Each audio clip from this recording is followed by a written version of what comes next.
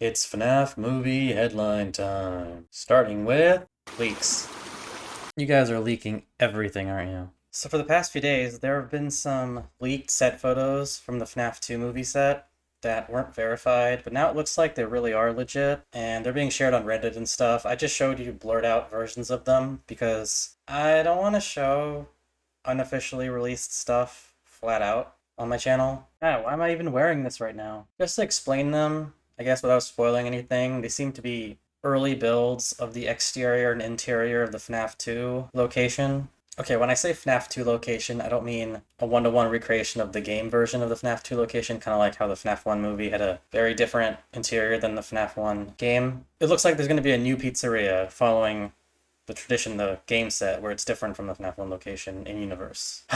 There's a couple exterior shots and like one interior one I saw. I try not to look for these things, but they just show up. From the exterior photos, it looks like they're putting up like the sign for Freddy Fazbear's Pizza, like the poles holding it up or something. At least that's what I thought it was. I wasn't sure. I mean, that's not really a spoiler. The restaurant has a sign. I shall unleash my fury upon you like the crashing of 1,000 waves! Begone, vile man! Begone from me! And then the interior was just like the rooms without any props, like arcade machines or anything. They were just empty rooms.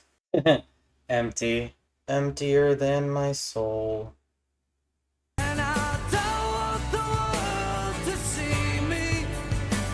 There's also been a casting call for kids, like 12 to 14 or something. It's not the exact age range, but it's for, which is the production name for FNAF 2. So, no kid's gonna die.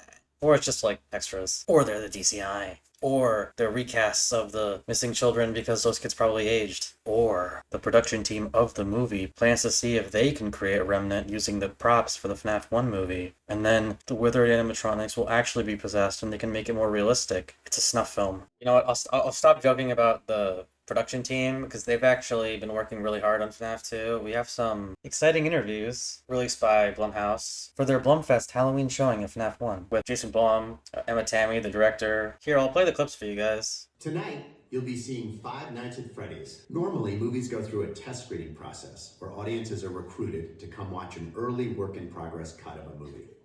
Then, when a general audience gives feedback, a lot of times you shoot some more scenes or change the cut a bit. But because there was an actor's strike going on while Freddy's was in post-production, we couldn't do that. So Scott and the director, Emma Tammy, went about finishing the movie without the typical test screening process. Actually, the only people who saw it and gave feedback were friends of Blumhouse employees who happened to be Freddy's superfans.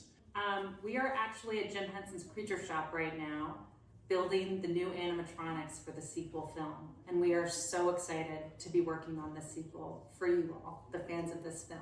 Blum also talks about a sweepstakes that if you win, you get to go to the premiere of FNAF 2. You can enter a sweepstakes to win tickets to one of our most anticipated events in 2025, the red carpet premiere of Five Nights at Freddy's 2. Here's some more information about the sweepstakes. Basically, you have to be subscribed to the Van newsletter. And then, yeah, just enter on their website. I'm not affiliated with this, so I have no idea what the exact details are, but this is in case you guys want to look into it. We also got some fun interviews with our favorite boy, Matthew Lillard. Five Nights. Coming back. How much fun is that? And can you give us any kind of insight? I always come back is my last line of the movie, so I'm coming back, so that's good. Yeah, I think that, look, here's the great news, is that I think the fans fell in love with what we did. I think that Scott is the shepherd of this incredible project. And I think that collectively the filmmakers listened to some of the criticism that they got, and I think they're growing as filmmakers, and I think this film is going to be tonally a little different. I think we're going to have a lot more things that the fans wanted to see the first movie. I think it's going to be an action-packed film. I think it's going to be very exciting, and I think fans, again, I think this is fan-centric, and I think they're going to love it. That was pretty much exactly what I wanted to hear. Leave it to Matthew Lillard. What? Do you want me to get off the screen? You want Matthew Lillard back? Fine. I know they're not doing rated R. Okay. I know that they are committed to, and Scott's committed to no gore. Yeah. Right. I think that, I mean, I don't want to speak for Scott, God Okay. knows, but in general, that's not where he lives. It's not what he likes. He doesn't like that in the world. Sure.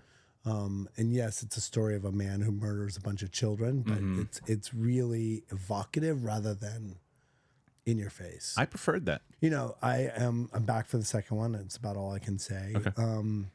And I think that the movie's grown a lot from where the first one was. I think that I think that they've heard some of the things the fans may have wanted, more action, more stuff. I think that the film has progressed, and I think it's gonna be really exciting for fans. I think they're gonna eat it alive. I actually recommend watching that full interview. It's on Kristian Harloff's YouTube channel. It's really good. He talks about like getting the part and how excited his kids were, and you know that scene in the first movie where like he's dressed up as Spring Bonnie and he's like at the archway and he's like hunched over. That was like improv. He was really excited to play such an unhinged character, and I'm glad he's excited to come back. I really hope he'll play a bigger role in the second movie. From what he's saying, it seems like the second movie is going to be more action-packed while also being scarier, just without the R rating. And I'm pretty cool with that. I mean, that's pretty much what I want, so I hope I hope I like it. I hope it's good. I'm glad that they took feedback too. I wonder how they'll do action. Will they have like choreography with Mike where he has to do like stunts to avoid the animatronics or something? Ooh, that'd be cool. He has to like parkour over like they knock something over and he has to jump over it. Like less hiding, more action. The word act is an action. How have I never known that? Shut up and fix the pipe. Lastly, we also got a look at the brand new logo. This was also revealed at the Blumfest FNAF movie showing that I showed clips from earlier. It's so fancy. I like how the 2 is just, kind of going into Freddy.